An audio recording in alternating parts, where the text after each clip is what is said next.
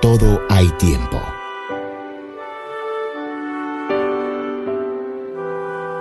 Pero hoy te motivamos a que aproveches al máximo este tiempo para escuchar y alimentar tu espíritu de la palabra de Dios. El Centro Internacional de Alabanza, CIA El Salvador, presenta a su pastor Javier Domínguez. Esto es Vida para tu Espíritu. Profesan conocer a Dios, pero con sus hechos lo niegan, siendo detestables y rebeldes, descalificados para toda buena obra. Tito 1:16. Son 30 años desde que conocí a Jesús. He participado en seminarios con gente muy reconocida a nivel cristiano. Estudié teología. Es más, tengo algunos doctorados en los temas espirituales que muchos quisieran tener. Reconozco que soy muy sabio. Nunca he tenido miedo a nada. Soy muy valiente. Todo lo he logrado con esfuerzo propio. Jamás he temido la competencia. En mis trabajos seculares soy muy exitoso. Me he esforzado por ser un buen padre. Soy un buen proveedor para mi familia. A ellos no les hace falta nada. Soy un excelente esposo, un trabajador ejemplar. Trabajo más que los demás. Es por eso que mis negocios y mi dinero crecen en abundancia. Soy muy rico y poderoso. No he tenido que pedirle nada a nadie. Además, nunca he perdido un domingo en la iglesia. Puedo jactarme de eso. Mi buen ejemplo y testimonio le predica a otro que soy cristiano. Sé mucho sobre la Biblia.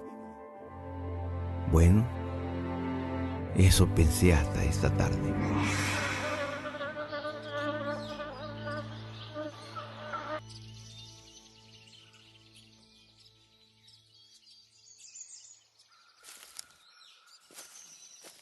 Papi, ¿Qué, mi amor? Dios creó todas las cosas. Sí, hijo, Dios creó todas las cosas. ¿Tú conoces a Dios?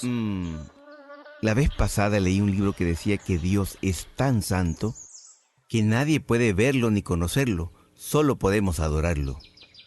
Y papi, ¿cómo podemos adorarlo si no lo conocemos? No sé.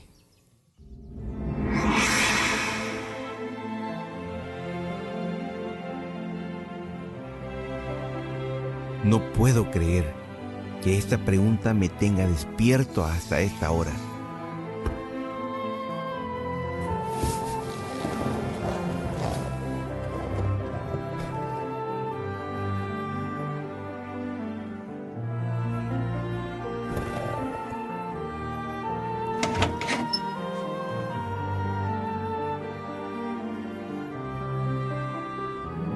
Parece mentira. Me han enseñado cómo ser un buen padre. He aprendido a ser un esposo ejemplar. Es más, los tips sobre cómo ser el hombre más exitoso del mundo dieron un buen resultado. Y me sé de memoria todo lo relacionado sobre la prosperidad, pero no conozco a Dios.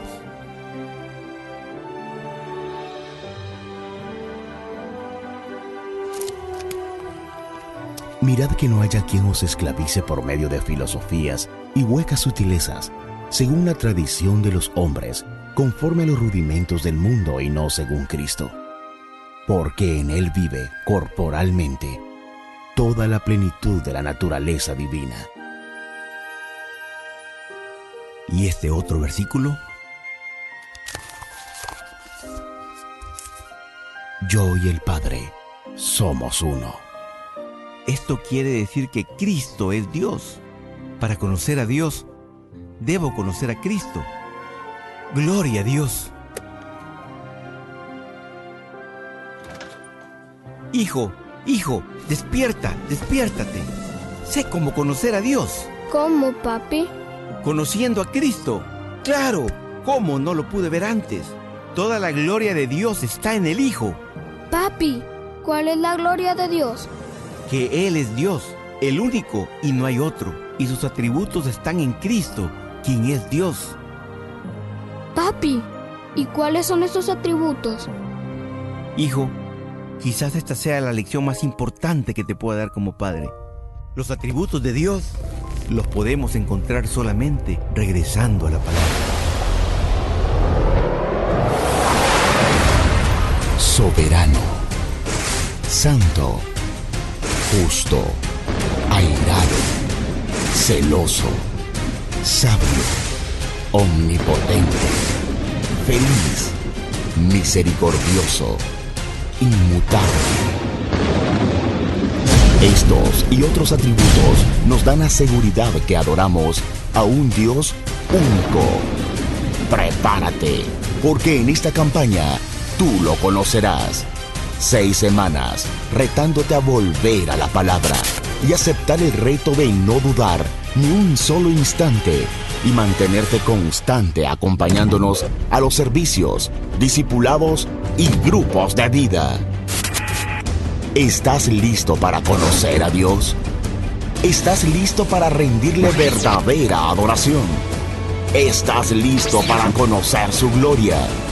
¿Estás listo para reconocer que sin Él no somos nada? Bienvenidos a nuestra campaña, Conociendo a Dios a través de la gloria de Cristo.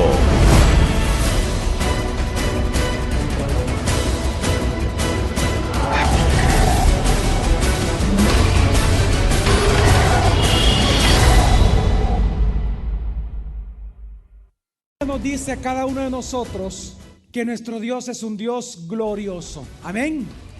Significa de que Él es distinto a nosotros, Él es un Dios único y verdadero. Y su gloria consiste en que precisamente Él es Dios. Si nosotros hablamos de la gloria de Dios a nivel doctrinal, la gloria de Dios es la manifestación plena de cada uno de sus atributos divinos, de aquellos atributos que a nosotros nos manifiestan que solo Él es Dios. Por eso es que en esta campaña nosotros lo que queremos hacer es aprender a conocer a Dios. Y es que nosotros con sumo orgullo pensamos que conocemos a Dios, decimos que conocemos a Dios. Cuando nosotros hablamos con las personas, les damos a entender como que realmente conociésemos a Dios. Pero en esta mañana, solamente a través de lo que vamos a hablar y de lo que vamos a aprender, nos vamos a dar cuenta lo poco realmente que hemos conocido a Dios. ¿Por qué?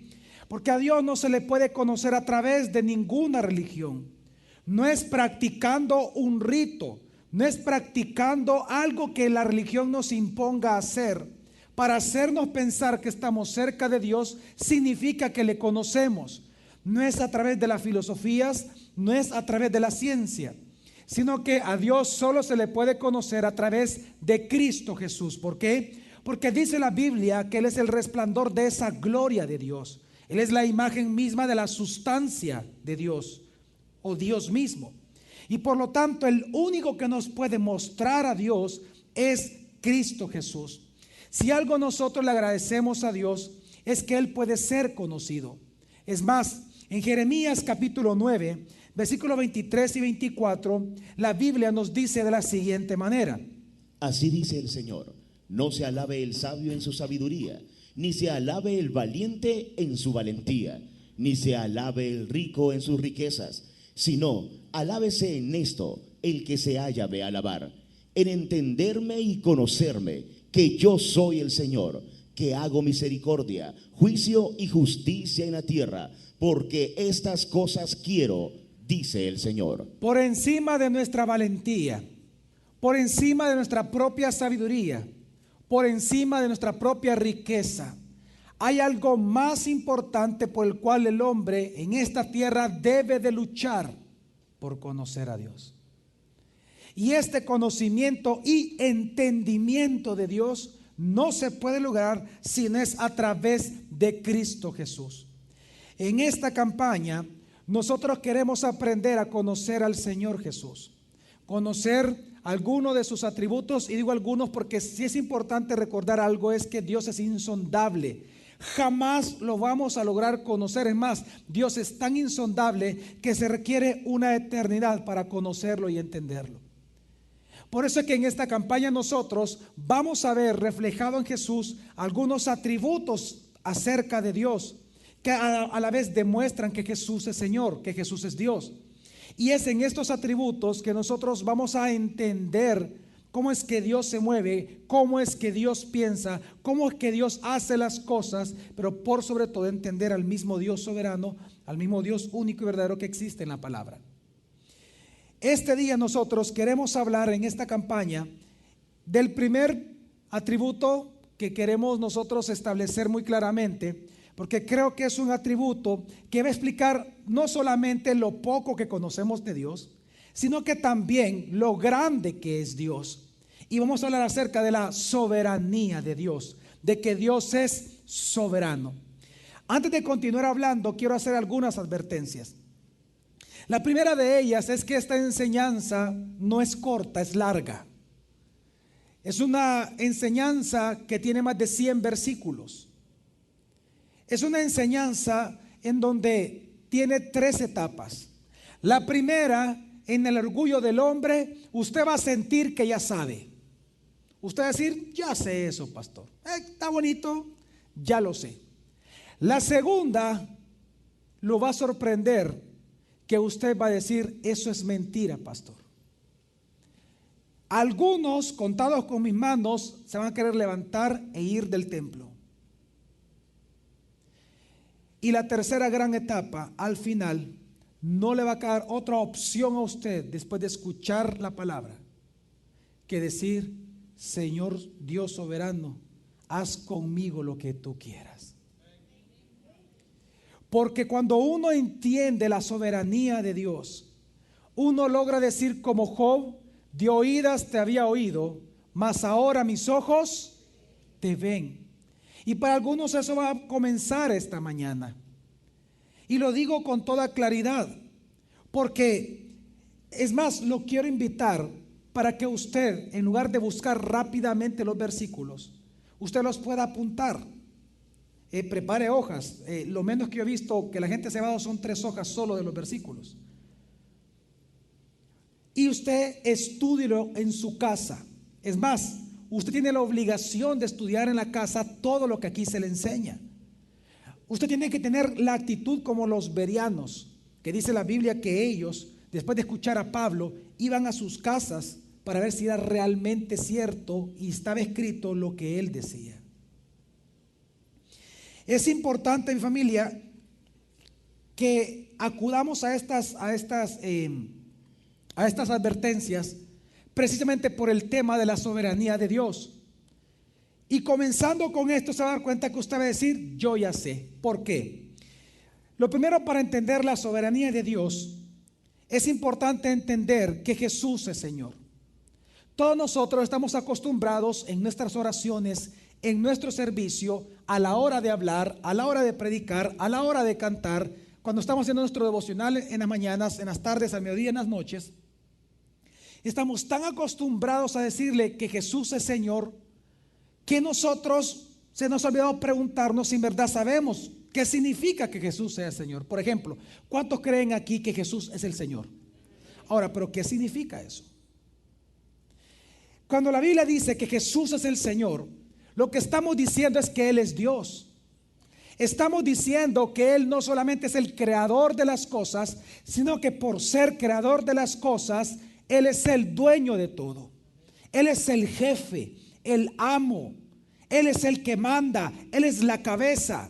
Cuando decimos que Él es Señor, estamos diciendo eso en la Biblia. Pero eso, por ser Señor, a Él le da una prerrogativa, a Él le da un derecho como Señor. Y es gobernar soberanamente sobre eso de lo cual Él es amo. Por ejemplo, quiero que comprendamos algo. Los que somos padres de familia, nosotros tenemos un derecho que nació cuando fuimos padres, que es disciplinar y orientar a nuestros hijos. Una pregunta. Ustedes tienen, sí tienen hijos, ¿ok? Vanian, ¿sí? Silvana. Una pregunta. ¿Yo puedo disciplinar a Silvana, la hija de ellos? ¿Yo puedo hacerlo? No. ¿Por qué? No es que no es mi hija. Pero sí puedo disciplinar. Ustedes conocen a mi hija. Sí puedo disciplinar a Isabela, porque es mi ¿qué? Mi hija, esa es mi prerrogativa, es mi derecho, porque yo soy el tata, pues va. Porque soy el tata, tengo el derecho. Quiero que entienda que porque Jesús es Señor, Él tiene un derecho.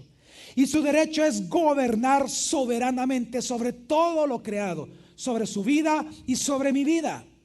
¿Y qué significa soberanía? Significa de que como no hay nadie más alto que Jesús, no hay nadie que supere a Jesús, Él no tiene que pedir permiso a nadie para lograr hacer algo. No hay nadie que le impida hacer lo que Él quiere. Soberanía significa que Él hace como Él quiere. Es el ejercicio de su señorío sobre la creación. Eso es soberanía. Él es independientemente a nosotros. Él no está sujeto a nosotros. Nadie le puede torcer el brazo a Dios. Él hace como Él quiere, conforme a sus propósitos. Eso es soberanía. Y nosotros vemos que Jesús es soberano. Es más, lo vemos porque incluso usted ve en los evangelios que Jesús no sanó a todos los enfermos del pueblo de Israel, sino a algunos. ¿Y por qué? Simplemente porque Él quiso. ¿Por qué a uno dejó morir y al otro salvó? Porque Él quiso. ¿Por qué salvó a algunos y por qué Judas se perdió? Porque Él quiso. Dios es soberano, Jesús es soberano. Por eso dice la palabra que en Hebreos capítulo 1, que Él es, dice la Biblia, el resplandor de la gloria, la imagen misma de su sustancia y quien sustenta todas las cosas con la palabra de su poder. Digan conmigo, Él es el que sustenta. Fíjense que esa palabra habla de la soberanía de Jesús. ¿Por qué? La palabra sustentar, por ejemplo, para nosotros, ¿qué es? ¿Cómo? Llenarse a sí mismo, ¿verdad? Cuando la gente ya está llena de comida, aquí está, esta comida me sustenta, dice, ¿verdad? Nosotros pensamos que sustentar es eso, o sustentar es cargar algo. Pero la palabra en griego es fero, que significa llevar, exactamente, llevar de un lugar a otro. Es cargar algo, pero de un lugar ¿a dónde? A otro. ¿Por qué digo esto? Por lo siguiente. Cuando la Biblia dice que Él sustenta todas las cosas, lo que está diciendo la Biblia, que Jesús es el que mueve las cosas en este mundo como Él que quiere. Él es el que está llevando al pastor David ahorita que está caminando, es el que está dando de la silla al lugar donde él va. Quiero que entienda algo y voy a caer para algunos en lo ridículo, pero voy a ser completamente bíblico. Y a pronto se dará cuenta por qué. El acto de David de levantarse, ¿quién lo decidió? Él. Él decidió levantarse e irse para allá. Pero ¿quién determinó que él hiciera eso? Dios. Dios ya sabía y Dios ordenó que David se levantara a esta hora, en este día, de ese asiento al lugar donde él va. Quiero que por favor entendamos esto. Dios es el que decide porque Él es soberano. Jesús es Señor y por ser Señor tiene una prerrogativa, un atributo por ser Señor, y es soberanía. Por eso es que el libro de Apocalipsis capítulo 12 versículo 10 dice lo siguiente: Entonces oí una gran voz en el cielo que decía: ahora han venido la salvación y el poder y el reino de nuestro Dios y la soberanía de su ungido. Viene, digan conmigo, el reino de nuestro Dios. ¿De quién es el reino? Ahora, ¿quién es el que va a ejercer soberanamente señorío de ese reino? Jesús. Quiero que comprendamos que Él, por ser Señor, Él es el que va a gobernar. Y Él gobierna tan soberanamente que, por ejemplo, Él mandó a callar la tormenta. ¿Por qué? Por su soberanía. Él es tan soberano que dice Santiago 4, versículos del 12, 13 y 15, que aquellos, por ejemplo, que pensamos que el día de mañana, por ejemplo, si usted este día ha pensado, es que el día de mañana yo voy a ir a trabajar, yo voy a hacer tal cosa, yo voy a establecer un negocio, vamos a hacer esto. Todos esos pensamientos, incluso dice la Biblia, que aquel que dice, vamos a leer el versículo, dice: uno solo es legislador y juez. Él puede salvar y perder. ¿Él puede qué? Porque Él es Señor. Mire, vean para acá por un momento. Jesús es el que, por ser juez ahora, porque todo juicio se le entregó en sus manos, dice la palabra, el mismo Jesús lo dijo. Es que recuerde que a Jesús se le dio 3 cosas: poder, autoridad y se le dio juicio. Él es el juez ahora, ya no el Padre. El que juzga ahora es Jesús. Por ser Él el que juzga, Él tiene una prerrogativa: hacer lo que Él quiere conforme a la voluntad de Dios. Y Él es el que decide quién se va a salvar y quién no se va a salvar. Ya está decidido. Pero en este versículo dice algo muy interesante: por cuanto Jesús es soberano. Léelo, por favor. Uno solo es el legislador y juez, el que puede salvar y perder. Venga ahora los que decís: hoy o mañana iremos a tal ciudad y estaremos allá 1 año y comerciaremos y ganaremos. Ok, dice: aquellos que dicen, este mediodía después de salir del culto a las 11 vamos a ir a comer a Benihana, por ejemplo. Vamos a ir a comer donde la mamá Chus. Vamos a ir a comer al McDonald's.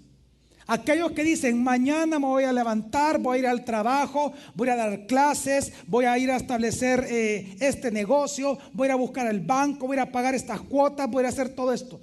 Esos que dicen eso, le dicen, tú que dices que vas a ir al mar, que está bueno. Te felicito que penses eso. Pero vengan todos ustedes que han planificado cosas, vengan, dice el Señor, vengan, vengan. Es lo que dice el versículo, vengan. Se les ha olvidado algo. Que si ustedes van a hacer esas cosas, se les ha olvidado que yo soy el Señor. Por lo tanto, se les ha olvidado decir una pequeña frase, fíjese. Si yo quiero. ¿Qué es lo que dice el versículo 15? En lugar de lo cual debería de decir, si el Señor quiere, viviremos y haremos esto. Quiero que entienda que Jesús es el que sustenta todo. Él es el que mueve el comercio, es el que mueve todas las cosas. Y escuche lo que voy a decir, es el que mueve la maldad. ¿Qué, pastor? Sí. Él es tan soberano que Él gobierna aún sobre la maldad misma del hombre. Es que usted tiene que entender que si algo se le escapa de las manos a Dios, entonces Él ya no es soberano. Y si no es soberano, Él no es Dios. Apaguemos las luces y vámonos, estamos todos locos acá.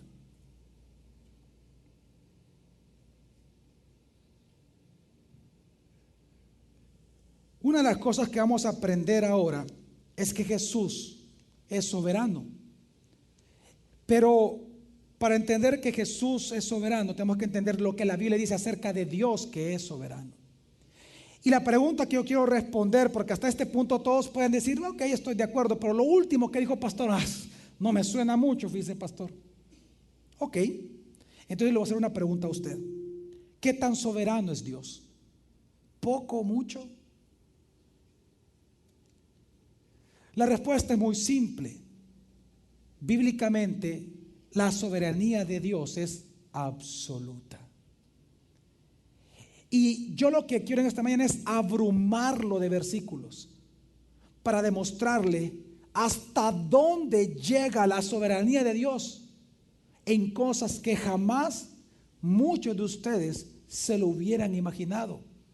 Porque lastimosamente usted ha creído en un Jesús histórico o un Jesús religioso. ¿Qué tan profunda la soberanía de Dios, pastor? Absoluta. Es tan absoluta, por ejemplo, que Él es el que gobierna sobre el clima del mundo, por ejemplo.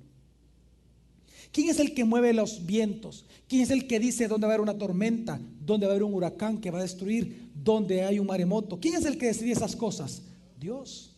Dios las ordena, Dios las manda. Ahora, hasta este momento todos estamos de acuerdo, porque es fácil pensar eso. De hecho, la Biblia lo dice en Job, capítulo 37. Leamos, por ejemplo, Job lo que dice, primeros versículos, dice: Dios truena con voz maravillosa y hace proezas que no podemos comprender. A la nieve dice, cae a tierra, y a la lluvia torrencial, apresúrate. Así hace que todo hombre se retire para que el mortal reconozca su obra. Las fieras se meten en sus madrigueras y permanecen en sus guaridas. De las cámaras del sur manda el torbellino, y de los vientos del norte la helada. Del soplo de Dios se forma el hielo, y se cuaja la superficie de las aguas. Carga de humedad las densas nubes, y dispersa las nubes de tormenta, que giran y dan vueltas conforme a sus designios, para cumplir sus encargos sobre la faz del orbe.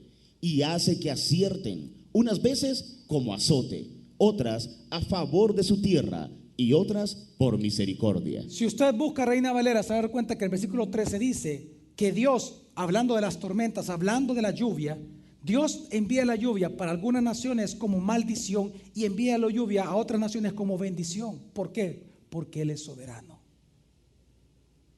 Ahora, entender esto es muy fácil. ¿Cómo entender lo siguiente? La soberanía de Dios es tan absoluta que Él mismo, Él es soberano sobre las fieras del campo. Él es soberano sobre los animales. Él es el que los alimenta. Hablando de los animales, dice el Salmo 104 lo siguiente: todos ellos esperan en ti para que les des comida a su tiempo. Les das y recogen. Abres tu mano y se sacian del bien. Cuando ocultas tu rostro, se turban. Si retiras el soplo, dejan de ser y vuelven a su polvo. Si envías tu hálito, son creados. Renuevas la faz de la tierra. Sea la gloria del Señor para siempre. Alégrese el Señor en sus obras. Y esto es fácil entenderlo, que Dios es el que manda qué animal va a morir, qué animal van a nacer, qué animal va a comer. Eso lo entendemos todos los que estamos acá. Pero algo, por ejemplo, para entender que tan profunda la soberanía de Dios es lo siguiente. ¿Quién anda una moneda? Como decimos en Salvador, una cora. Para los franceses, a quarter. Ok, una cora. Pastor Manuel, cara o no, ya no es corona. Bueno, cara o lo otro. Cara, ok. Cayó cara. Una pregunta: ¿quién decidió que cayera cara? El azar.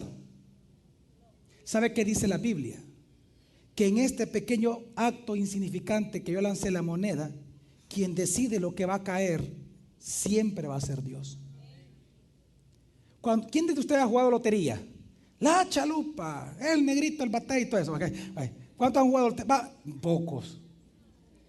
Damas chinas, pues, ajedrez. Va, ok. ¿Quién ha chiviado? ¿Verdad? Ay, sí, vea. Quiero que entienda que la suerte que cualquier hombre en este momento, los que están en los casinos en Las Vegas ahorita, todos velados para ahí están jugando. En todo el mundo, cualquier suerte que se esté echando, los hombres no entienden que la soberanía de Dios es tan absoluta que el que decide lo que va a salir de los dados es Él. Lo dice Proverbios. Leamos Proverbios lo que dice. Las suertes se echan en el regazo, pero la decisión es del Señor. ¿De quién es la decisión? ¿Qué estoy tratando de hacer? Lo que estoy tratando de decirle a usted es que la soberanía de Dios es tan absoluta que llega hasta cosas tan pequeñas. Pero entonces, ¿eso qué significa? Y aquí viene la parte que no le va a gustar a usted. Que Dios es tan soberano, está tan entronado en su trono, Él es tan absolutamente soberano, que Él controla todos los aspectos de la vida de un ser humano. Todos. Y todos son todos. Por eso es que el rey Nabucodonosor, cuando cree en el Dios verdadero, él exclama estas palabras que recoge el libro de Daniel capítulo 4. Dice: pero al fin del tiempo, yo, Nabucodonosor, alcé mis ojos a los cielos, y mi razón me fue devuelta. Entonces bendije a Elión, y alabé y glorifiqué al que vive para siempre, cuyo dominio es dominio sempiterno, y su reino por todas las edades. Digan conmigo: cuyo dominio soberano es sempiterno. Sigue. Y todos los moradores de la tierra son considerados como nada. ¿Por qué? ¿Por qué los hombres son considerados delante de Él como nada? Y Él hace según su voluntad en el ejército de los cielos, Es decir, los ángeles, y en los habitantes de la tierra, los seres humanos. y no hay quien detenga su mano, ni quien le diga: ¿qué haces? Dios es tan soberano que Él controla, dirige, ordena, determina. Quiero que entiendan, no es que Él permite, esa es una palabra religiosa, es que Dios permite que sucedan estas cosas. No, Dios ordena. No es que Dios permita. Yo soy papá y entiendo bien la diferencia entre permitir a mi hijo y ordenarle a mi hijo. Son dos cosas muy distintas. Solo un padre puede entender lo que estoy diciendo. Son dos cosas muy distintas. Pensar que Dios soberano permite.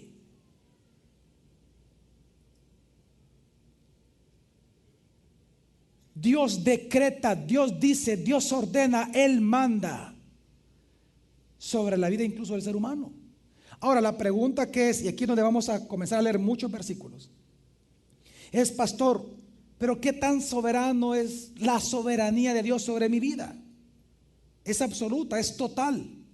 Él controla tanto tu vida que, por ejemplo, el que controla tu nacimiento y el que ha determinado cuándo vas a morir es Dios.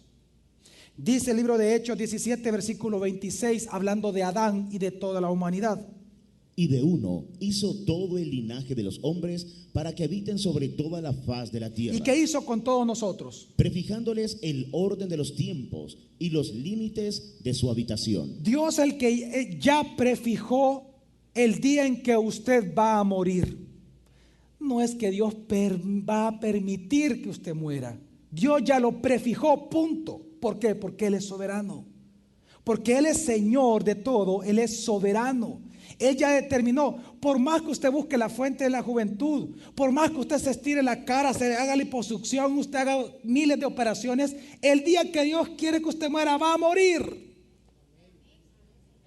¿Por qué? Porque Él es tan soberano que también Job 14:5 dice: si sus días pues están predeterminados y el número de sus meses depende de ti, si le fijaste sus límites y no los puedes traspasar. Es que nadie puede traspasar los límites de Dios. Él ya tiene determinado el día que usted va a morir, porque Él es soberano. Él es tan soberano que no solamente Él ha determinado el día de su muerte, sino que Él es tan soberano que incluso Él ya determinó lo que usted va a hacer en esta vida.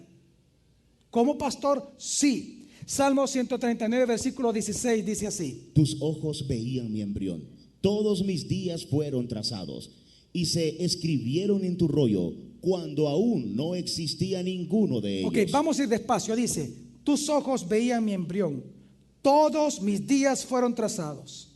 ¿Entiende usted esa frase? Todos los días son ¿cuántos? Todos.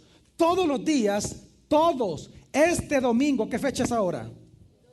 12. Este día domingo 12 de junio ya fue trazado por Dios. Dios ya determinó lo que usted va a hacer en este día, sea bueno o sea malo. Él lo determinó.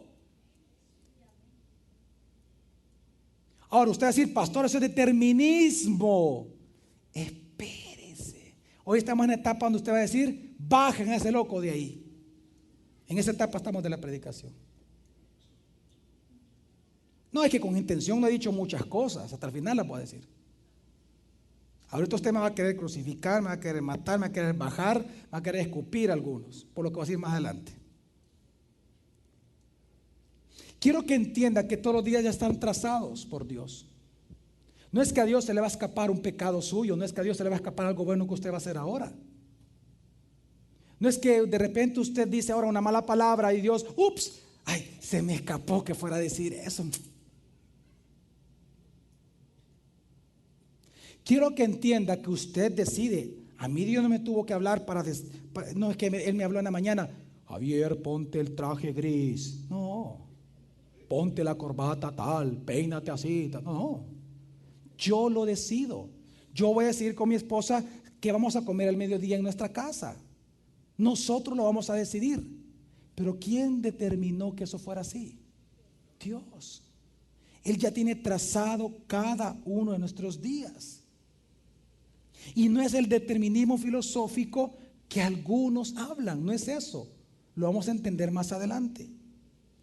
Es que por eso dice el profeta Jeremías, dijo en el capítulo 1, versículo 5 lo siguiente: Antes que te formara en el vientre te conocí, y antes que salieras de la matriz te consagré, te di por profeta a las naciones. Antes de que salieras del vientre de tu nana, yo ya había determinado que tú fueras taxista, que tú fueras carpintero, que tú fueras médico, profesor.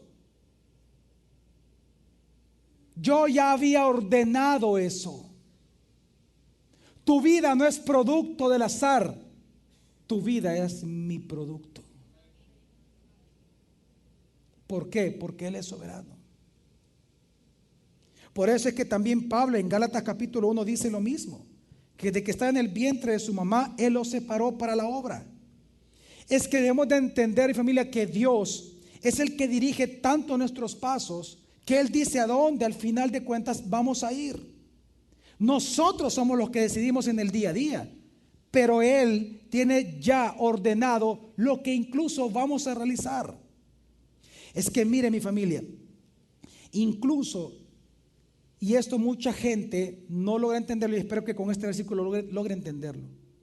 Dios ordena y controla tanto las acciones de los hombres, que incluso el impío, el que nunca se va a salvar por más que le prediquemos la palabra, ese fue creado específicamente para el día del juicio, punto, solo para eso. ¿Y por qué? Porque Dios es soberano. ¿Dónde está eso? Proverbios 21 dice así, 16. Todas las cosas las hizo el Señor para sí mismo. Todas las cosas las hizo el Señor, ¿para quién? También los malos, pastor. Sigamos leyendo. Aún al impío para el día malo. ¿Por qué cree usted que Judas nunca se salvó?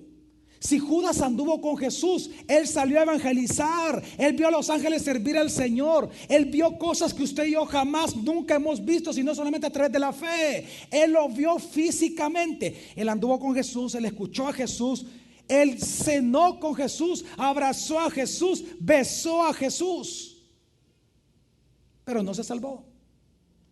¿Por qué?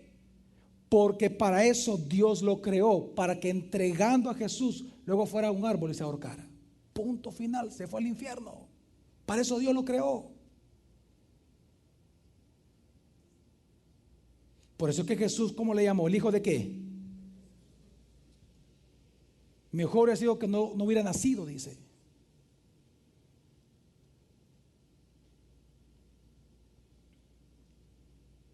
Él es soberano.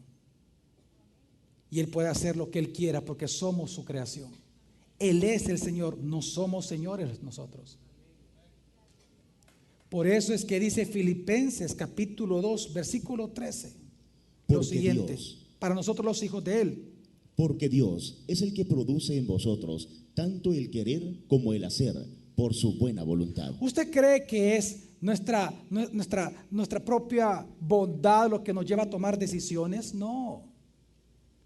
Dios es el que inclina, Dios es el que nos incita a tomar decisiones. ¿Cuáles decisiones? Las que Él quiere que tomemos. Porque Dios, noche espíritu, Dios es el que produce en vosotros. La palabra en es dentro de ustedes.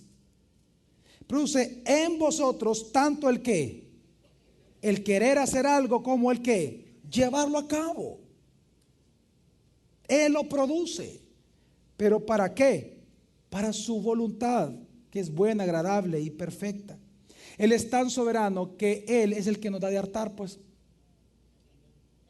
Si usted, por ejemplo, este día tiene para comer, es porque Dios así lo ha querido, porque Él es Señor. Y si usted no tiene para comer este día, es porque Dios así lo ha querido. Por eso es que Jesús nos enseñó en la oración del Padre Nuestro a pedirle todos los días al Dios soberano que tenemos el pan de cada día. ¿Qué? ¿Cuándo? Hoy. Si Él quiere, usted va a comer. Si Él no quiere, usted no va a comer. Punto. ¿Por qué? Porque Él es soberano. El éxito o el fracaso de su propia vida, en su trabajo, en su matrimonio, en sus labores diarias, no depende de usted. ¿Sabe de quién depende? De Dios. Salmo 75 del 6 al 7 dice así: Porque ni del oriente ni del occidente, ni del desierto viene el enaltecimiento, sino que Elohim es el juez, y a este humilla y a aquel enaltece. A este humilla y a aquel ¿qué? ¿Por qué Dios, por ejemplo, no le dio a Pastor Manuel Bayer, no le dio la riqueza de Bill Gates? ¿Por qué no es Bill Gates? ¿Por qué esa riqueza estaba orientada para Bill Gates?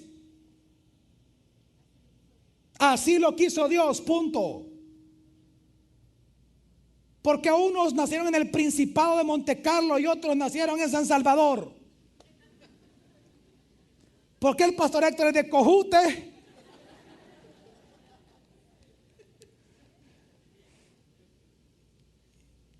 Y aquel fulano el príncipe de Asturias.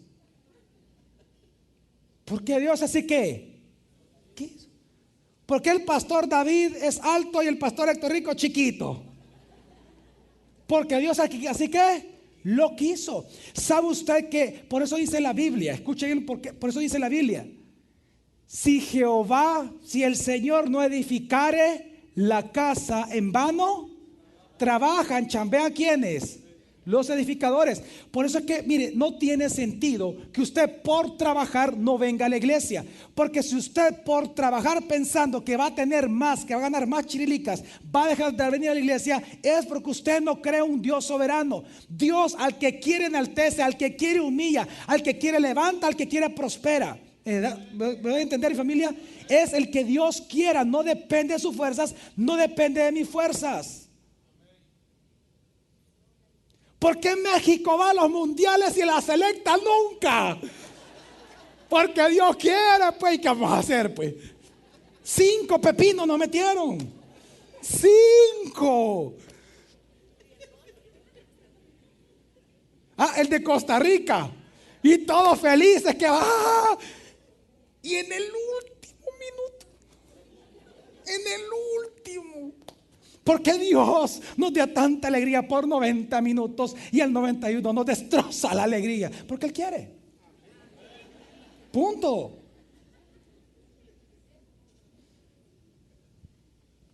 ¿Quién le puede decir algo a Dios soberano? Es que por eso dice Deuteronomio 8 que por más, mire, por más que usted se jacte que por su fuerza, esa experiencia, que porque tiene cuello en los bancos, que porque tiene un buen apellido, que porque tiene pisto, que mire, el Dios, cuando Dios quiera quitarle a usted algo, lo va a hacer, ni el permiso le va a pedir a usted. No se trata de sus fuerzas. Usted no tiene un buen trabajo porque usted es guapo o guapa, hombre. Amén, dice. Usted no tiene un buen trabajo por eso, por su astucia. Si usted tiene un buen trabajo es porque Dios es soberano. Deuteronomio lo dice, capítulo 8. Leámoslo, por favor. Y digas en tu corazón: mi poder y la fuerza de mi mano me ha procurado esta riqueza. Antes bien, recordarás al Señor tu Dios, pues Él es quien te da fuerza para hacer riqueza, a fin de confirmar el pacto que juró a tus padres, como se ve en este día. Y quiero que entendamos la dinámica del asunto para que vean que no es determinismo. Comenzamos a ver esto. ¿Quién es el que hace la riqueza?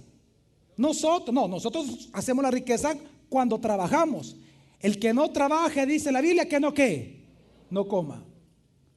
¿Quién trabaja? Nosotros. ¿Quién hace la riqueza? Nosotros. Pero ¿por orden de quién? Dios. Por eso no es determinismo, el filosófico. Es que nosotros actuamos, pero quien inclina nuestro corazón a hacer las cosas, quien incita nuestra mente y corazón a tomar una decisión que nos lleva al éxito o nos lleva al fracaso, es Dios, no nuestra astucia. Amén, mi familia. Es que, por ejemplo, Él es tan soberano en los aspectos de la vida del hombre que Él es el que decide si tenemos hijos o no. Bueno, lo dice Salmo 127, versículo 3. He aquí, herencia del Señor son los hijos, y una recompensa el fruto del vientre. Herencia del Señor son los hijos. Por más que usted vaya a médicos, por más que usted visite los 5 continentes del mundo, si Dios no quiere que usted tenga un hijo, nunca lo va a tener. Y por más que usted se amarre y la esterilicen, si Dios quiere que usted tenga 10 hijos, va a tener 10 hijos.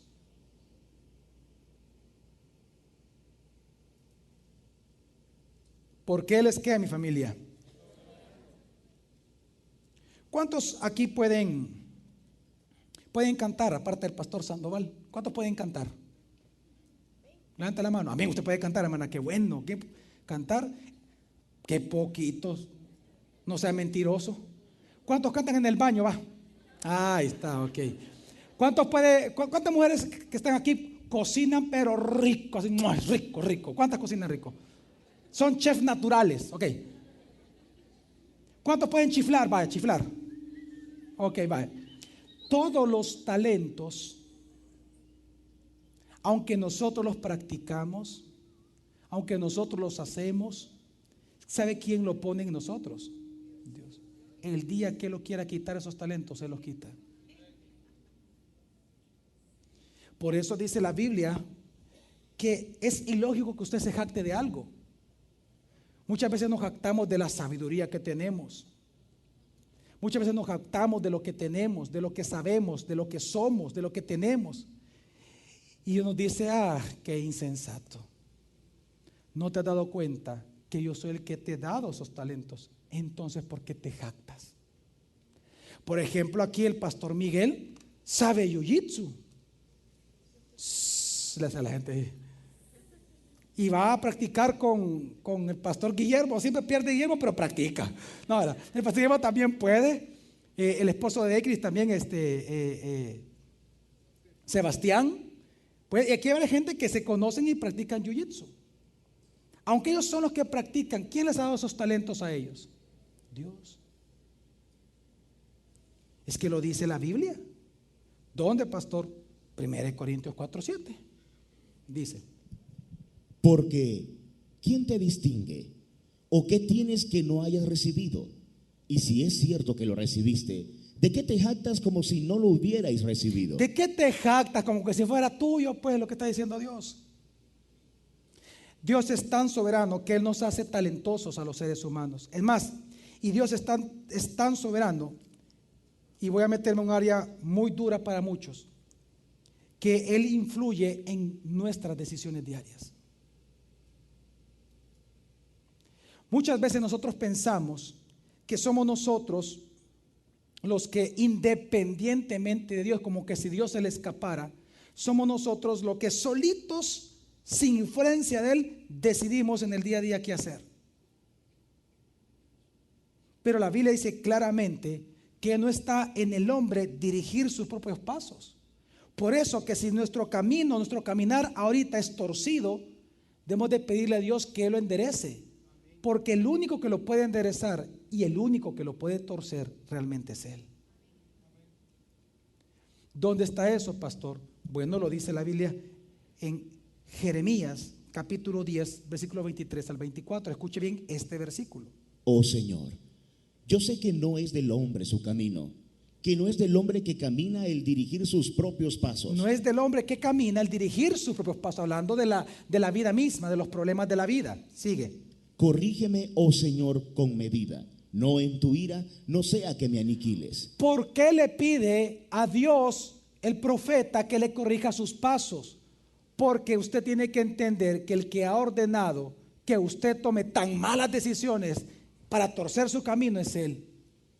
Por lo tanto, el único que puede corregir sus pasos es Él. Isaías 63:17 dice, ahora perdón, antes de ponerse, quíteme Isaías. Gracias. Es que hay gente que dice, pastor, ¿cómo es posible eso? ¿Cómo es posible? Usted está diciendo entonces de que Dios es el que hace que una persona se incline hacia el mal. Sí, exacto, eso estoy diciendo. Eso estoy diciendo. No creo eso, pastor. No me importa si lo cree, lo dice la Biblia, por eso yo lo creo.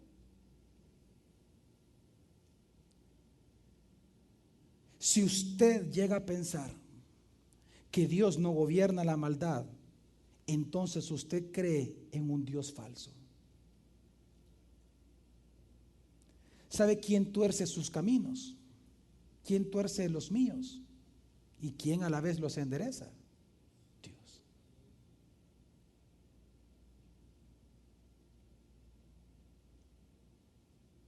Para aquellos que me ven con cara de que me quieren matar, Isaías 63 dice: ¿Por qué, oh Señor, nos haces desviar de tus caminos y endureces nuestro corazón a tu temor? Ok, dice la Biblia: ¿por qué, oh Señor, tú nos haces desviar de tus mismos caminos santos? ¿Por qué tú lo haces, Señor?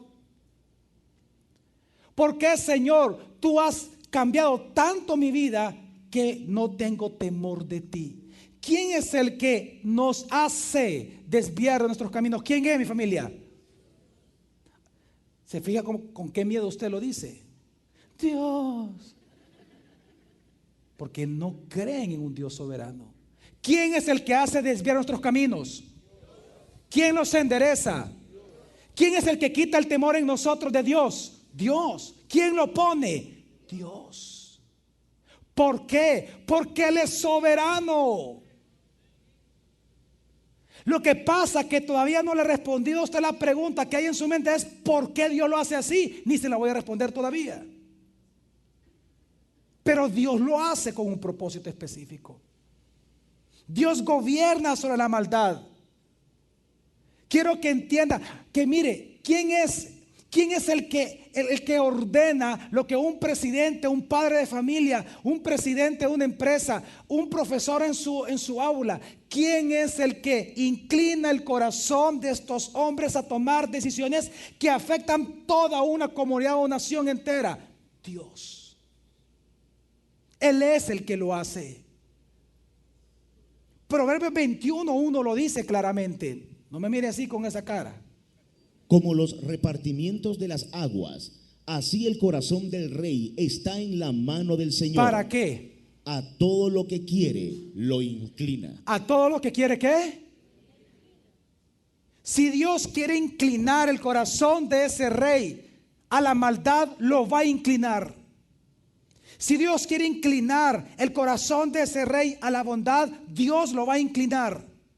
No hay quien le diga a Dios algo. No hay quien detenga su mano ni sus propósitos, porque Él es soberano.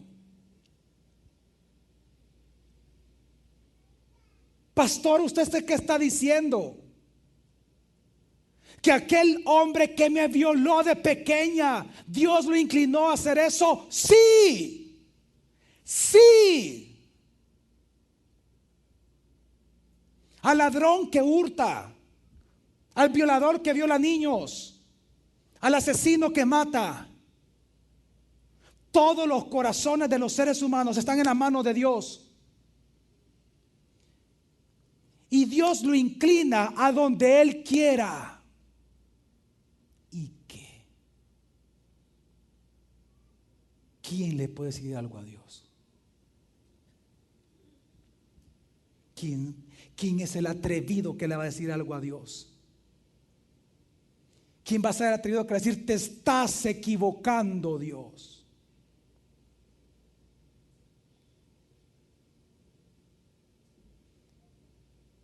¿Quién es el que inclinó el corazón del esposo para dejar a la esposa por una persona más joven? ¿Quién es el que inclina a la mujer a engañar a su marido con otro hombre? Dios, Dios, Dios.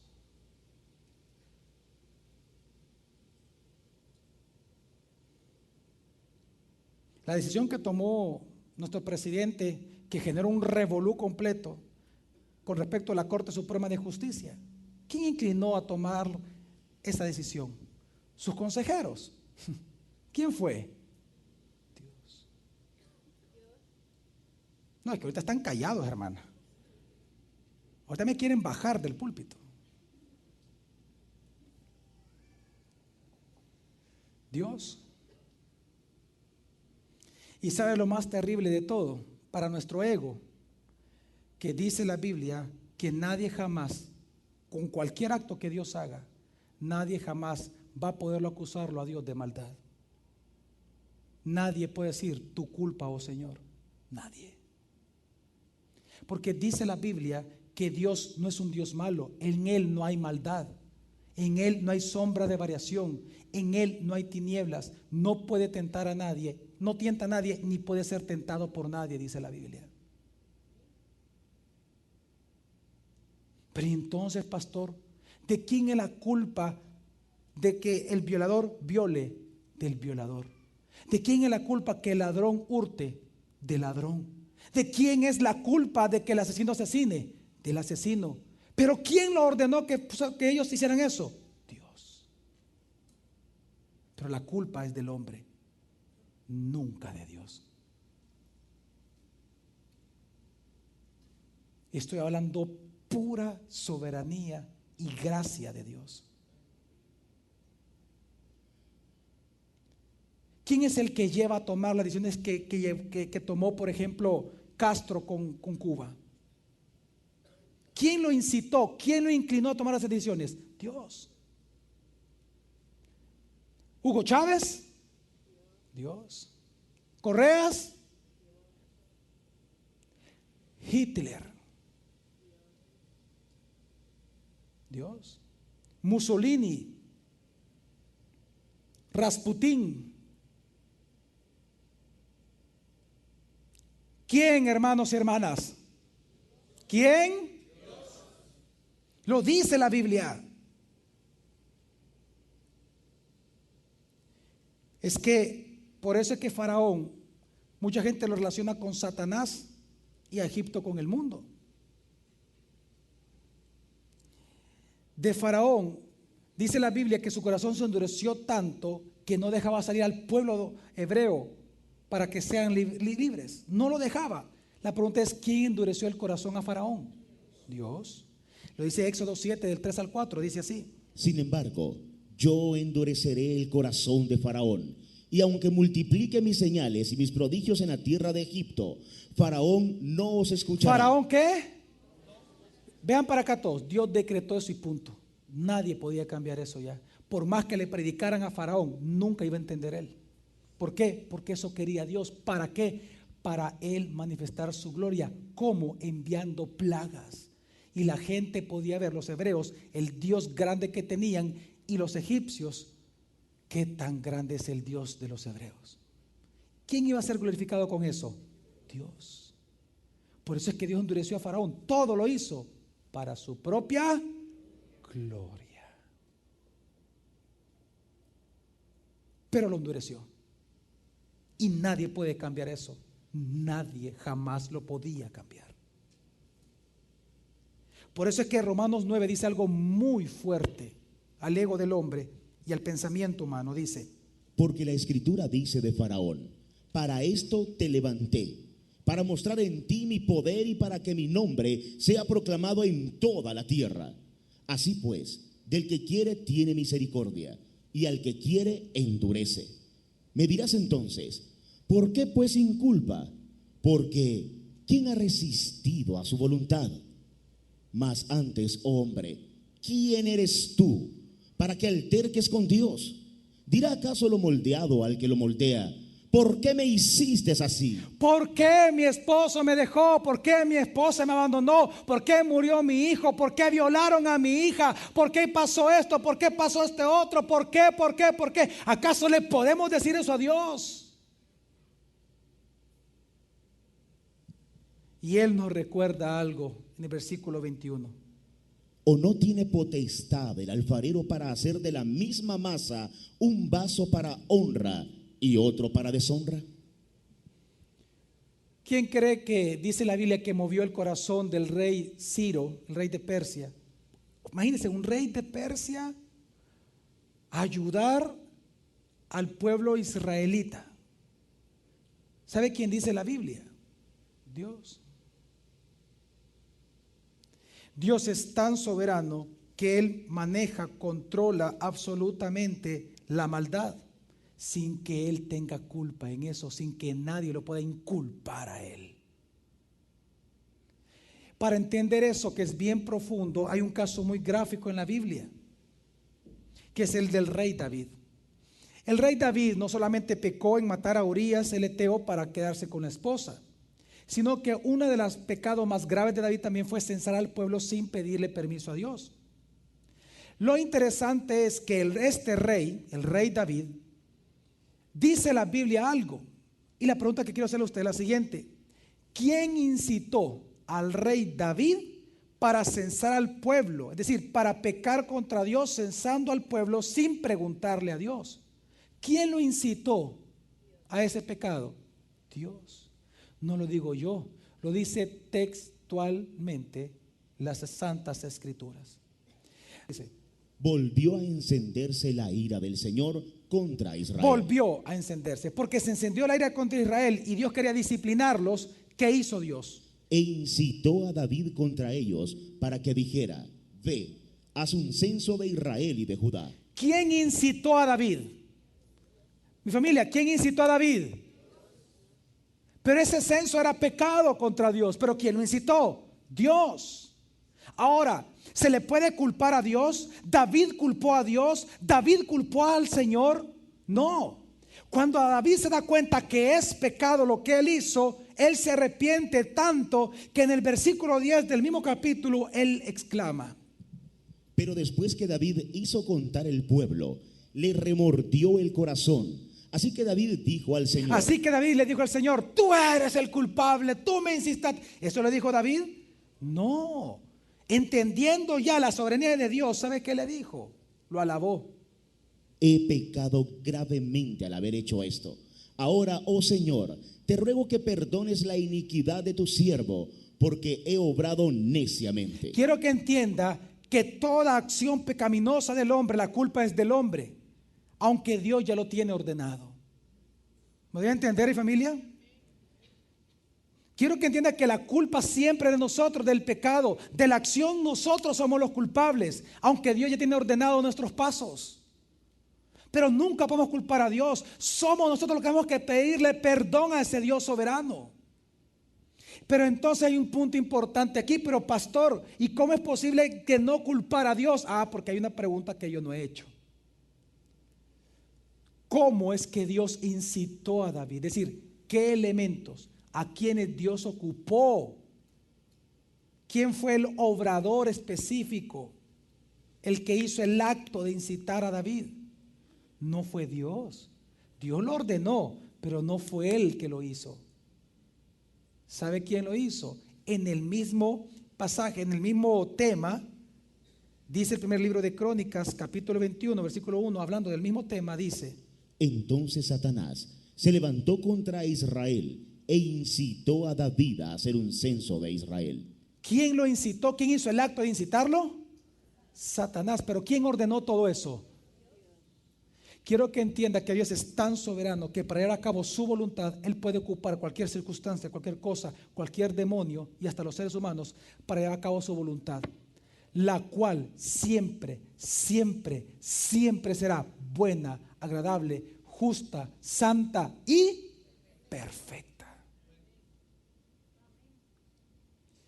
Es que lo importante entender acá es que lo que la Biblia nos dice en todo esto, que nunca nadie puede inculpar a Dios de malo, sino que Él ordena la maldad, Él modifica, Él cambia, Él mueve como Él quiere, conforme a sus propósitos. Pero ya sabemos, porque la Biblia dice en Romanos 12, que sus propósitos, su voluntad es bueno, agradable y perfecto siempre.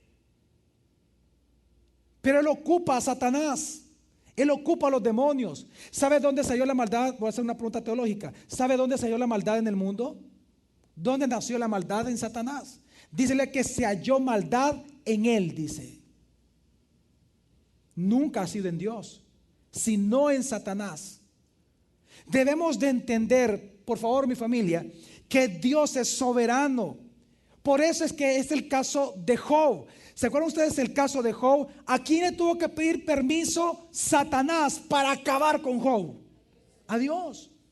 ¿Y lo vapuleó o no lo vapuleó? Sí lo vapuleó. Tanto así que Satanás instigó a hombres para que fueran a matar a sus propios hijos. Le robaron, lo mataron. No sabemos si violaron a sus hijas. No lo sabemos. Pero supóngase que así fue. Usted se imagina esa escena que Job va a ver a sus hijos, a sus hijas violadas y muertas, decapitadas, ve a sus hijos que le han robado todo. Yo no sé qué usted haría, pero ¿sabe qué hizo Job? ¿Acaso se enfrentó a Dios y le dijo, ¿por qué me hiciste eso? ¿Sabe qué hizo Dios al reconocer la soberanía de Dios? Se humilló. Tú, Señor soberano, tú das y tú también quitas. Por eso yo te alabo. Con la cabeza de la hija a un lado, con la cabeza de su otro hijo al otro lado. Tú eres soberano, Señor. ¿Qué te puedo decir a ti? Satanás hizo una obra tan perversa en Job que le quitó todas sus posesiones, le mató a sus hijos y le dejó a la mujer viva.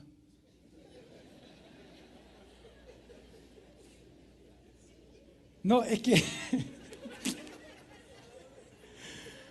no se enojen conmigo las mujeres. Hoy sí me van a querer botar de acá. No, pero mire. Es que lo digo, no, y lo digo de verdad, o sea, con toda franqueza. ¿Por qué? Es que la mujer jugó un papel muy importante para Satanás.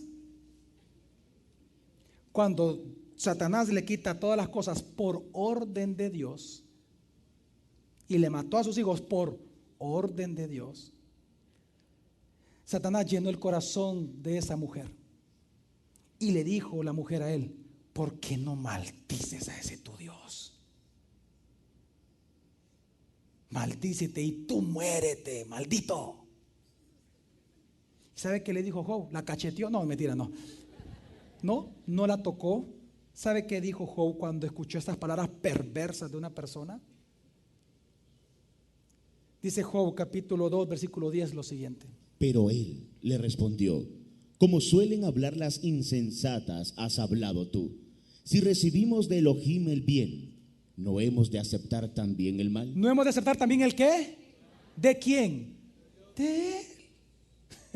El que él ordena. Y luego, ¿qué dice el versículo? En todo esto no pecó Job con sus labios. ¿Por qué no pecó Job? Porque no inculpó a Dios. ¿Cómo lo sabemos? Job capítulo 1 versículo 21. ¿Qué hizo Job cuando vio a sus hijos muertos? Y dijo, desnudo salí del vientre de mi madre y desnudo volveré allá. El Señor dio y el Señor quitó. Bendito sea el nombre del Señor. Bendito sea el nombre de mi Señor. Cuando se enteró de la enfermedad de su hijo, de su propia enfermedad, de la violación de su hija, que perdió su empresa, que lo han traicionado, que el esposo lo dejó, que la esposa lo dejó, digo, bendito sea mi Señor. Bendito sea el Señor por esta enfermedad. Bendito sea el Señor porque me han quitado la empresa. Bendito sea el Señor porque me han traicionado. Bendito seas tú, porque ¿quién soy yo para decirte tú qué tienes que hacer, oh Dios? Tú me has dado, tú tienes el derecho de quitarme, porque tú eres Señor soberano. ¿Entendemos, mi familia? Por eso él no pecó. Él bendijo a Dios. Versículo 21. ¿Qué dice el versículo 22? En todo esto, Job no pecó. ¿Por qué? ¿Por qué? Ni atribuyó a Elohim despropósito alguno. No inculpó al Señor. Dios es tan soberano en familia que Él maneja la maldad del mundo. Él la ordena, Él la distribuye, Él hace lo que Él quiere sin que a Él se le pueda inculpar de pecado. ¿Sabe quién es el responsable? No el responsable, quién es el que ordena, el que ha determinado los enemigos que usted tiene. Yo sé que aquí hay gente que ha tenido enemigos. ¿Cuántos aquí han tenido enemigos? Gente que ha hablado mal de usted, de su familia, que lo han querido sacar de la empresa, no sé, gente mala que usted no quiere en su vida, tal vez su yerno, no sé, su nuera, ¿verdad? No sé. Pero, ¿cuántos han tenido enemigos? No. Todos levanten la mano. Todo, no peque de mentira, todos levanten la mano. Ok. ¿Sabe quién eligió sus enemigos? Dios. En una ocasión, dice el libro de Josué, Dios quería exterminar una nación, porque ellos querían tomar posesión de la tierra, pero había otras naciones ahí. Entonces Dios quería exterminarlas, pero como Él es justo, lo que le voy a decir lo dice la Biblia antes de leerlo. Escuche bien, aquí estaba un pueblo y venía el pueblo de Israel a tomar posesión de la tierra, pero había otro pueblo ocupando eso. Entonces Dios, como Él es justo, Él dijo, bueno, yo quiero exterminarlos a ellos, porque Él es soberano.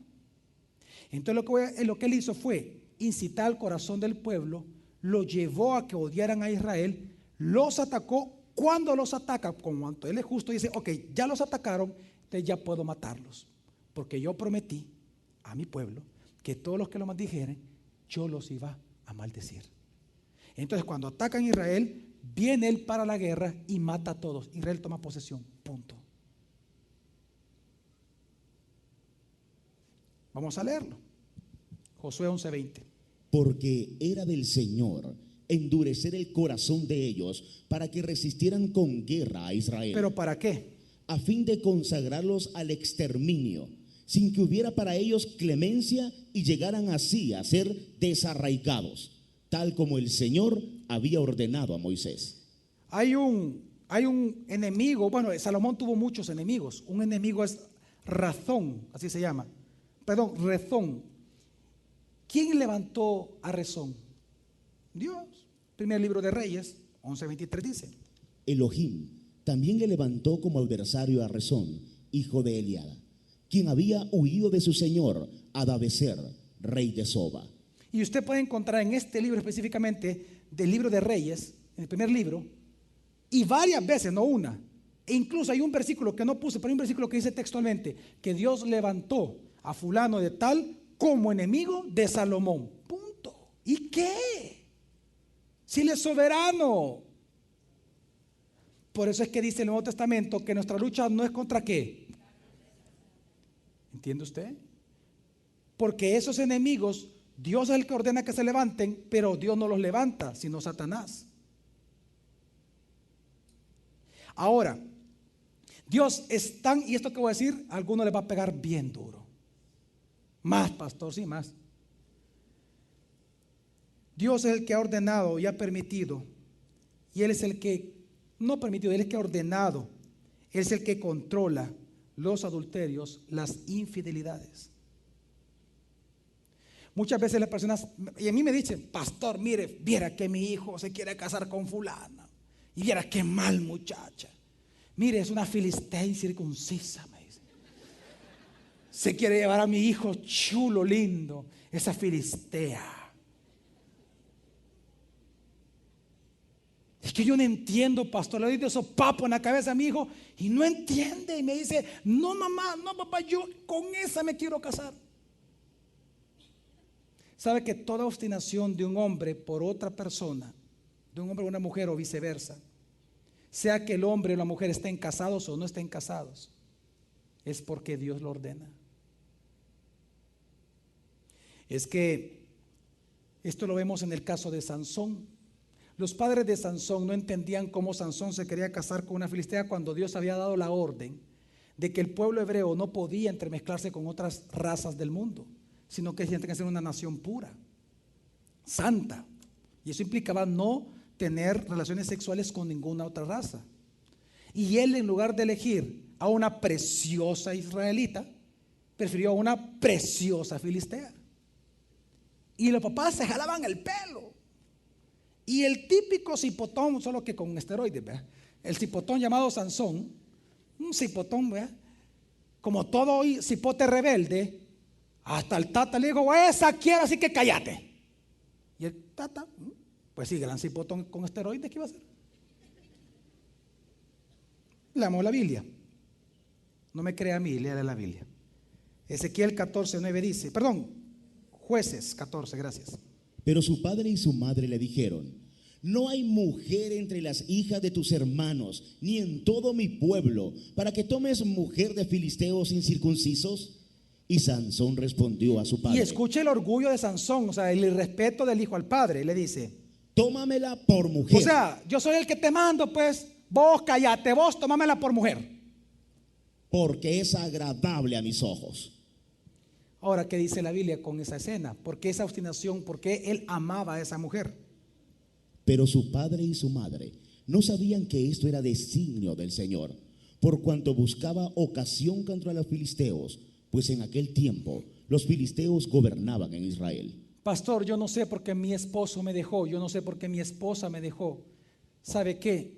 Usted tiene razón, usted y yo no lo sabemos ni lo vamos a saber posiblemente nunca, pero Dios sí lo sabe.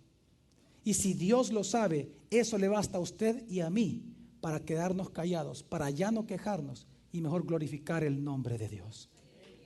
Amén, mi familia. Dios sí lo sabe por qué. Y eso basta, es suficiente. Amén, mi familia. ¿Sabe usted que la mentira misma de los seres humanos, Dios la gobierna? La mentira. ¿Sí? Ezequiel 14:9 dice: Y si el profeta se deja seducir y habla cualquier cosa, será porque yo, el Señor, hice engañar al tal profeta, y extenderé mi mano contra él, y lo destruiré de en medio de mi pueblo Israel. O sea, Dios es el que lo engañó para que el profeta mintiera, pero como mintió, Dios lo mata al profeta de pecado. ¿Entiende usted la dinámica? El hombre siempre es culpable del pecado, aunque Dios lo incita. ¿Y qué? Él es soberano. Primer libro de Reyes 22:23 dice: Y ahora, he aquí el Señor ha puesto un espíritu de mentira en la boca de todos estos, tus profetas. Ahora, ¿por qué Dios lo hizo? Pues el Señor ha decretado el mal contra ti. Simplemente por eso. Decretó un mal, así que se llenen de espíritu de mentira todos estos para que le vaya mal. Dios es tan soberano que incluso Él ordena todas las destrucciones y problemas que pasan en una nación.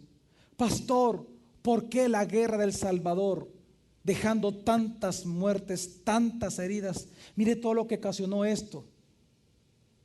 De suponer que la Corte Suprema de Justicia iba a quitar la ley de amnistía. ¿Cuántas heridas todavía hay en El Salvador con respecto al pasado? Pastor, ¿por qué si Dios es soberano existen estas cosas? Fíjese que Job dice 12:23, ¿qué hace Dios con las naciones? Engrandece a las naciones y las destruye, ensancha a los pueblos y los abandona. ¿Quién le puede decir algo a Dios, mi familia? Amós 3:6 dice: Se soplará el chofar en la ciudad sin que se alborote el pueblo. Y escucha esto y ponga atención a este punto. Dice: ¿Sucederá alguna desgracia en la ciudad sin que el Señor la haya enviado? ¿Sucederá alguna desgracia en la ciudad de San Salvador sin que el Señor la haya enviado? ¿Sucederá alguna desgracia en la familia Monterrosa sin que el Señor la haya enviado? ¿Sucederá alguna desgracia en la familia Sandoval sin que el Señor la haya enviado? ¿Entiende usted el mensaje? Amén, mi familia. ¿Por qué lo hace, pastor? Vamos a ver un video rápidamente. ¿Por qué suceden las cosas si Dios es soberano? No importa dónde estés, quién seas o cuánto tengas, la soberanía de Dios siempre estará presente. Preguntas invaden tu mente. Sucesos y eventos que hacen que te preguntes una y otra vez: ¿por qué si Dios es soberano no impide que sucedan estas cosas? Los terremotos del 2001 sumaron más de 1,142 muertos, también heridos, viviendas destruidas, damnificados, desaparecidos, soterrados, destrucción. La guerra civil en nuestro país dejó más de 70,000 muertos, entre personas religiosas, estudiantes y población en general. Nuestra capital salvadoreña tiene un alto índice de violencia, maras, drogadicción y promiscuidad. La pregunta se mantiene: ¿por qué, si Dios es soberano, no impide que sucedan estas cosas? ¿Sabe por qué Dios no las impide? Es más, ¿por qué Dios las ordena que sucedan así? Porque dice la palabra de Dios que todas las cosas suceden para gloria y alabanza de su nombre. Una de las cosas que nosotros no entendemos es lo siguiente, ponga atención por favor.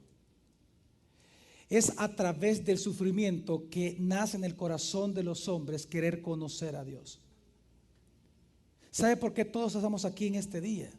Porque hemos creído en Dios. Porque algún día tuvimos que haber sufrido algo que solamente Dios nos dio consuelo. Si no hubiera, escuche bien, si no hubiera maldad, nadie podría entender la bondad de Dios. Si no hay pecado, nadie puede creer en la gracia de Dios. Si no hay mentira, no puede conocerse la verdad. Si no hubiera sufrimiento en este mundo, ¿sabe qué pasaría con todos nosotros? Rechazaríamos a Dios e iríamos al infierno, todos. Pero Dios es tan absolutamente soberano, pero también es tan misericordioso, que entonces lo que Él hace es permitir sufrimiento, pero para que nosotros gocemos de misericordia.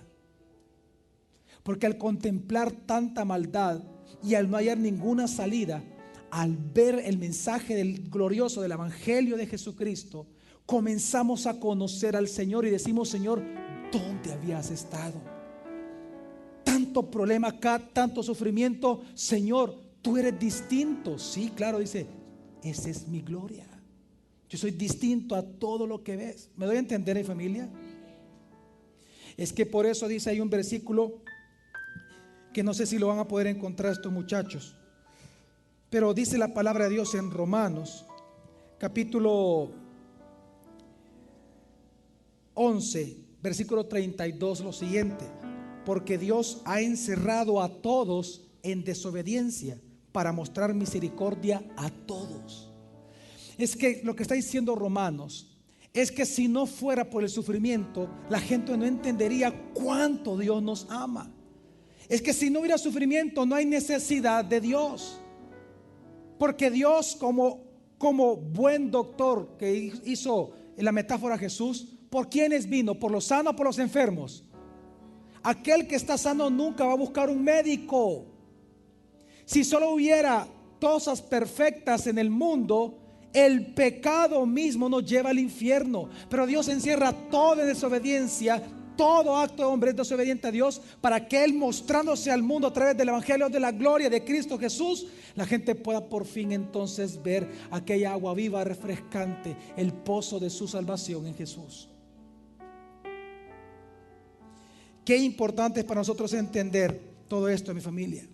Por eso que hay dos versículos que yo reservé para el final, que si todo lo anterior no destruía su ego, espero que esto pueda destruir todo su ego. Dice en primer lugar Isaías 45:7: yo formo la luz, hablando Dios, ¿verdad? Y creo las tinieblas, hago la paz y creo la adversidad. Yo, el Señor, hago todas estas cosas. Y Lamentaciones 3:37 al 38 dice: ¿quién es aquel que habla y así sucede, a menos que el Señor lo haya ordenado? Y escuchen lo que dice: no salen de la boca del Altísimo tanto el mal como el bien. Pastor, ¿de qué nos sirve a nosotros entender la soberanía de Dios a este nivel que hemos estado en esta mañana? Es para entender la grandeza de Dios y la pequeñez de nosotros, para entender, mi familia, que Dios es grande, que Dios es verdadero y es digno de toda confianza y de toda gloria. ¿De qué nos sirve, pastor? ¿Sabe de qué nos sirve? Para humillarnos delante de Él. Vean todos para acá por un instante. Si Dios es el que ha ordenado la calidad de vida que usted tiene ahora, si Dios es el que está ordenando su vida de tal manera que usted está sufriendo mucho ahorita, entienda algo entonces: humíllese delante de Dios. ¿Por qué? Porque el único entonces que puede cambiar su circunstancia, ¿quién es? Dios. Humíllese entonces. Yo prefiero tener de amigo y ser el hijo del Dios soberano que existe, que ser enemigo de ese gran Dios. No hay atributo más importante de todo, y de eso lo digo, no hay atributo más importante de todos para nosotros confiar en Dios que su soberanía. Yo no podría confiar en un Dios que no es soberano, Porque ¿qué me asegura a mí que Él cumpla sus promesas si cualquiera le puede torcer el brazo a Dios? Pero si yo sé que Él es inamovible, Él es inmutable, Él es soberano, cualquier cosa que me prometa, yo sé que ni mi propio pecado va a impedir a Él que me bendiga. Porque Él es soberano. Al menos que Él diga que si peco de tal manera, Él no me bendice, también eso va a ser cierto en mi vida. Él es soberano. Este atributo es lo que nos permite a nosotros confiar en el Señor, mi familia. Si Él es el único que puede transformar su vida, si Él es el único que puede cambiar el rumbo de su vida, ¿por qué no confiar plenamente en ese Dios soberano entonces? Amén. Es que Dios lo que va a hacer todo el tiempo, todo lo que hace es para la gloria de Él. Él quiere manifestar lo grande que es Él en su vida, y para eso Él ordena sufrimiento en nosotros. Para eso es el sufrimiento, para que por fin nos volteemos a ver a Él. No, usted no me va a decir que cuando todo nos va bien nos acordamos de Dios, ¿acaso? No. Lo que Dios quiere es que Él recibir la gloria. ¿Por qué? Porque Él merece la gloria. Solo Él es el Señor, solo Él es Dios. Por eso que en Mateo 10:28 Jesús dijo: y no temáis a los que matan el cuerpo, no temáis a ellos, pero no pueden matar el alma. Más bien temed a aquel, uno solo, que puede hacer perecer tanto el alma como el cuerpo en el infierno. Aquí está hablando del Dios soberano, que es Señor de todas las cosas. A Él debemos de temer. Témale a Dios, tiembla ante Él. Si usted está adulterando, fornicando, si está pecando gravemente todo el tiempo delante de Dios, témale, entienda, Él es soberano. Él puede hacer contra su pecado lo que Él quiera. Él lo puede destruir a usted si Él quiere. Entonces, ¿qué debe hacer? Humíllese, crea en Jesús, ríndase a Él, entregue su vida a Él. Dígale: Señor, úsame como tú quieras. Si eres tú soberano, ¿yo quién soy para decirte qué hacer con mi vida? Haz tú conmigo lo que tú quieras, porque sé que lo que tú quieres siempre va a ser para mí bueno, agradable y perfecto. Aunque sea doloroso, va a ser bueno, agradable y perfecto para ti también. Es que hemos de entender que la voluntad de Dios siempre va a ser buena, agradable, justa, santa y perfecta. Aunque para nosotros sea imperfecta, no muy buena ni tan santa muchas veces para nosotros, para Dios siempre es así. Dios es tan soberano que sabe quién se sujetó a su soberanía: su mismo Hijo Jesucristo. ¿Sabe por qué Jesús murió en una cruz? Porque el Padre lo quiso. Hechos 4, 26, 28 dice así: se presentaron los reyes de la tierra y los gobernantes se juntaron a una contra el Señor y contra su Cristo. ¿Por qué? ¿Por qué odiaron tanto a Jesús?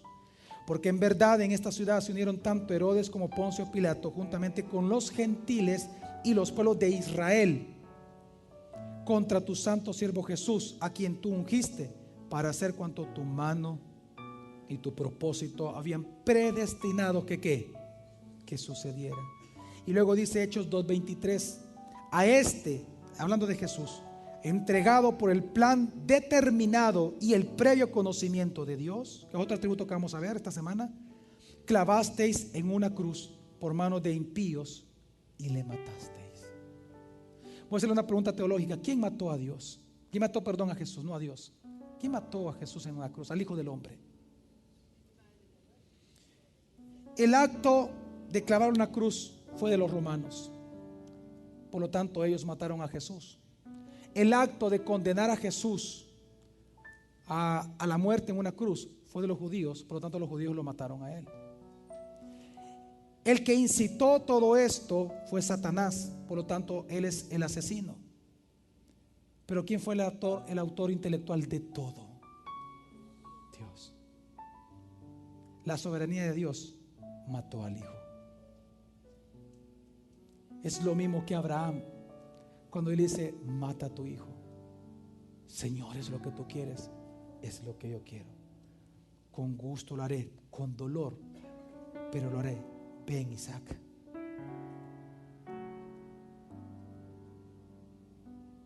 No hay quien le pueda torcer el brazo a Dios. Nadie. ¿Qué es lo único que podemos hacer? humillarnos, temerle, confiar en Él y amarle por toda la eternidad.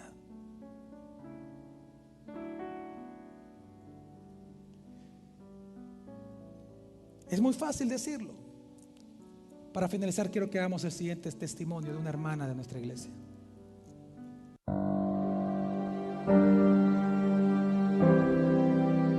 Bueno, mis planes iniciaron justo cuando salí de bachiller, ¿verdad? Sacar lo que era la opción físico-matemático. Luego continuar lo que es la carrera Ingeniería en Sistemas. Luego sacar lo que era una maestría, que era Administración de Empresas. Yo me sentía, súper contenta cuando tenía el título, ¿verdad? Estaba que no cabía, pero a la vez, en el momento que me lo dieron y que se tuvo lo que era la celebración familiar, después ya está el título y ahora que a mí me detectaron lo que es la enfermedad, ¿verdad? Al inicio le pusieron otro nombre, ¿verdad? Yo no sabía que esa enfermedad me podía atacar los órganos.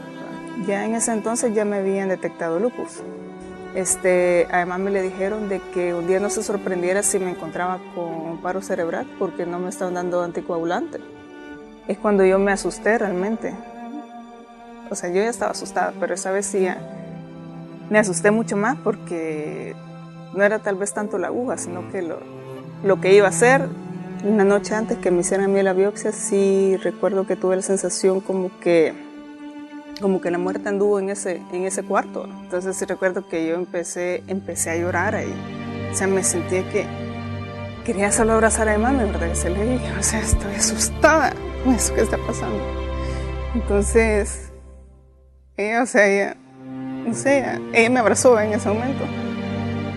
Y me tienen que ayudar incluso para todo, o sea, para todo yo no me podía mover.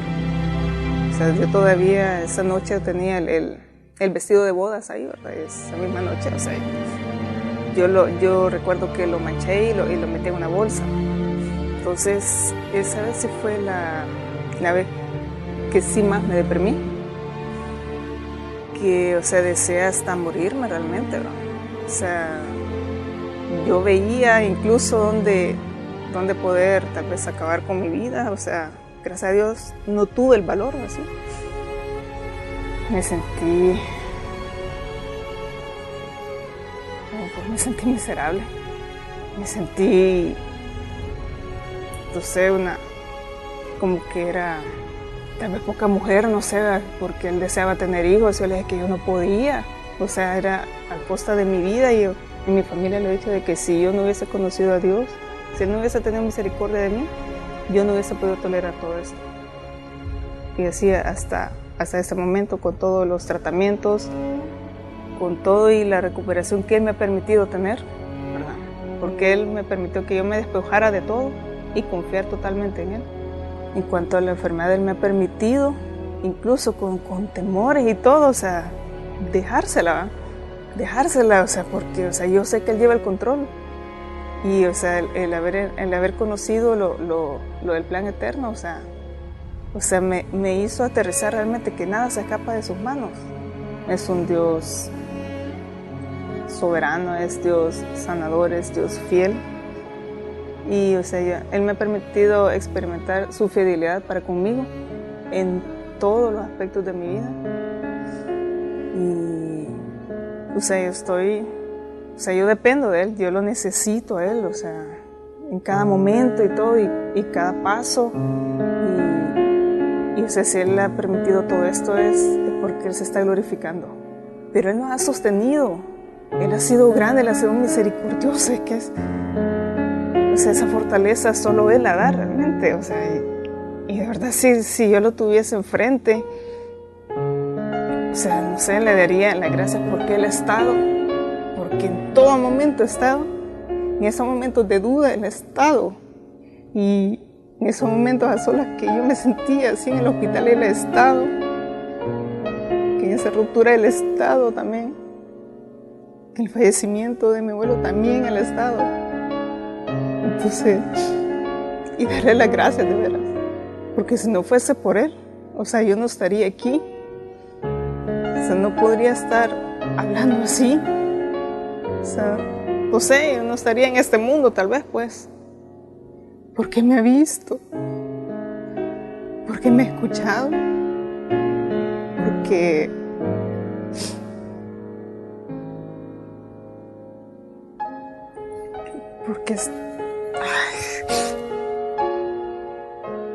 Porque me tomó como hija. Gracias de veras porque me toman en cuenta, pues. Porque aun cuando para mí nadie me tomaba en cuenta y no me decían tal vez las virtudes o cuestiones buenas que yo podía tener, ¿verdad? Él así me ha tomado. O sea, él así me ama, pues. No es fácil, pero que sí se dejen guiar por él, que confíen en él, porque realmente él lleva el control de todas las cosas. Nada se escapa de sus manos. Y gracias a él yo puedo dar fe de eso, puedo dar testimonio de eso, que nada se escapa de sus manos. Que realmente lo mejor es descansar en él, ¿verdad? En momentos de crisis sí nos es bastante difícil, pero es lo mejor que podemos hacer. Y eso, depender totalmente de Dios.